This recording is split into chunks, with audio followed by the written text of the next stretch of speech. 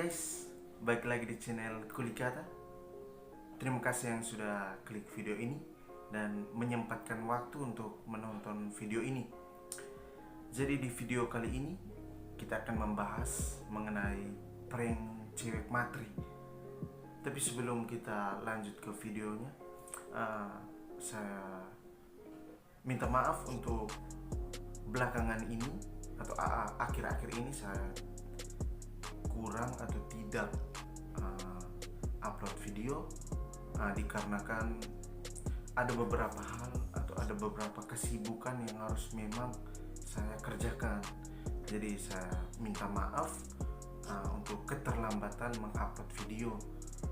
Jadi untuk kedepannya saya akan usahakan untuk mengupload video ya paling kurang satu video 2-3 hari gitu, supaya teman-teman juga tidak bosan.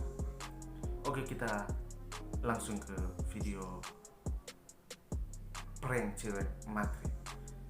Jadi di video kali ini kita tidak akan melakukan eksperimen atau melakukan prank cewek matri. Jadi mengenai lokasinya di luar tidak, kita akan membahas dan mengambil poin-poin dari prank cewek matri atau video-video cewek matri yang mungkin teman-teman, bukan mungkin juga, tapi sering teman-teman nonton atau biasa teman-teman nonton mengenai cewek-cewek matri, prank cewek-cewek matri, prank cewek matri.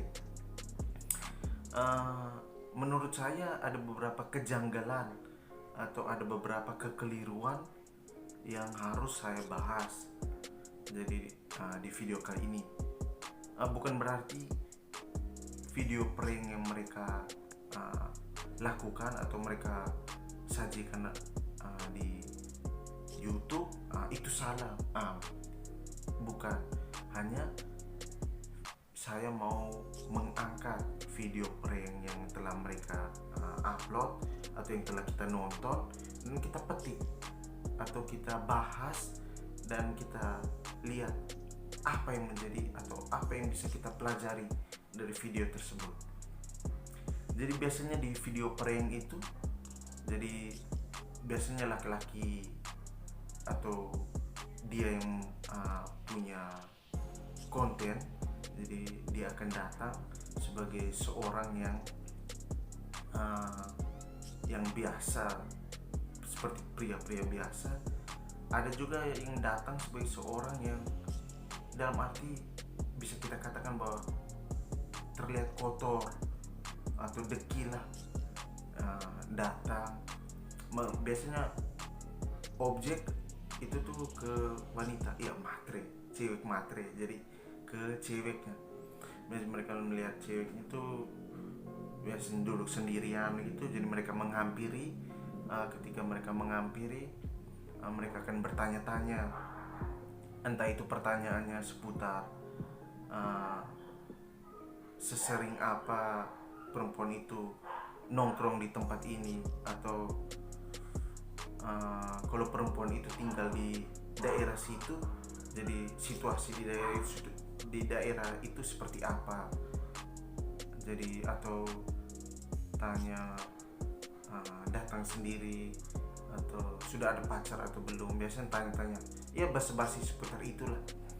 Jadi ketika basa-basi itu sudah selesai, jadi sudah mulai ada percakapan pembuka, biasanya mereka langsung menyusul dengan meminta nomor WA atau meminta Instagram atau Line atau Facebook dari cewek tersebut.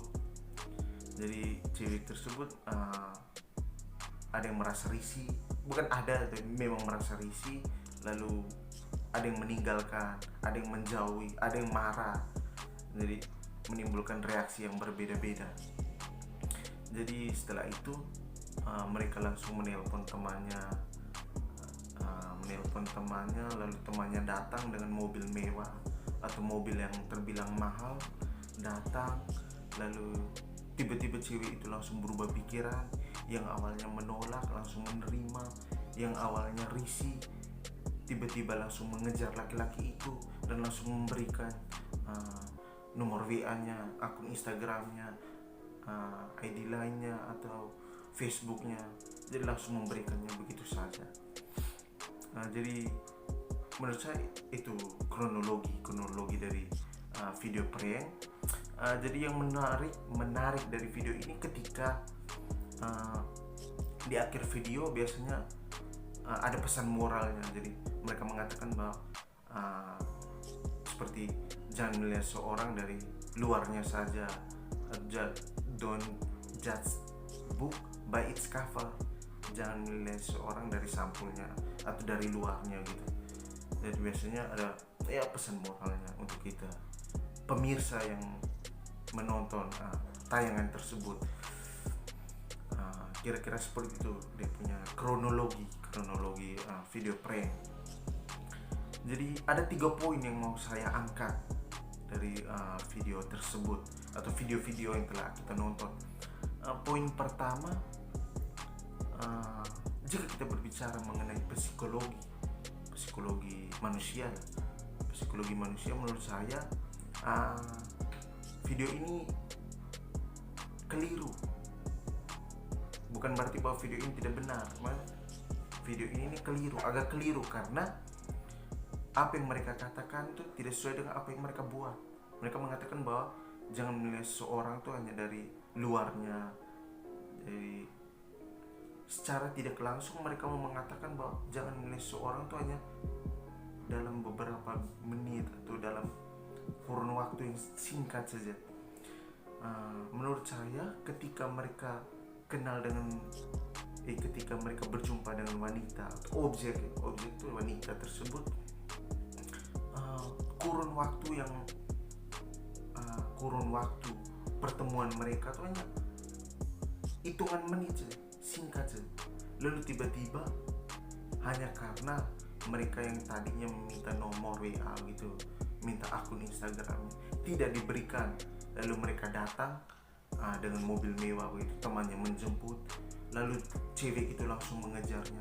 Lalu tiba-tiba mereka langsung mencap atau melabeli perempuan itu dengan kata matre, cewek matre atau cewek murahan. Menurut saya bahwa ini sesuatu yang keliru, bahwa apa yang mereka katakan sesuai dengan apa yang mereka buat, bahwa secara tidak langsung juga mereka menilai cewek itu hanya dalam kurun waktu yang singkat, ya, dalam kurun waktu yang singkat. Bahwa soal kenal atau tidak itu urusan belakangan. Yang penting bahwa eksperimen atau prank mereka berhasil, bahwa mereka berhasil membuktikan bahwa cewek itu materi. Kan sebenarnya tidak berkesinambungan. Poin yang kedua itu ketika mereka datang, ini menjadi kesalahan. Ketika mereka datang dengan pakaian seadanya, atau ada yang dengan pakaian yang kotor, dekil deh. Ada yang dengan pakaian yang kotor datang menghampiri cewek tersebut, bertanya-tanya basa-basi, lalu tiba-tiba meminta nomor WA. Maksudnya ini kan respon cewek risih, tidak nyaman dengan situasi yang ada, itu wajar. Dan ketika tiba-tiba kau datang lalu dijemput dengan mobil mewah, ya spontan, ya kita